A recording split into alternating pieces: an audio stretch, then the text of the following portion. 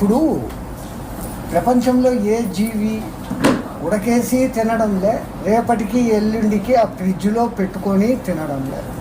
దేవుడు వాటికి ఏ ఆహారం ఇచ్చాడో అవి సహజంగా తింటుండే. అందుకే ఈ స్పెట్స్ పెట్టుకోవడంలే, చోటు మిషన్లు పెట్టుకోవడంలే. ఈ రెండు వీడే పెట్టుకుంటుండే రెండు కళ్ళ జీవి. ఎందుకు?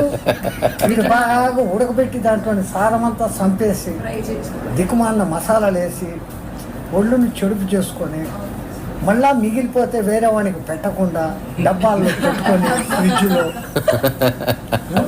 నేనే తినాలా అని ఆ పాసిపోయిన తిండిని మళ్ళీ ఉడికేసి ఇంత చేసుకొని తన ఆరోగ్యాన్ని తానే పాడు చేసుకుంది.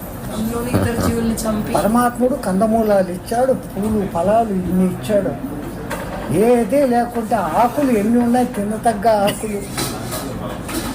అదే అంటారు పెద్దోళ్ళు.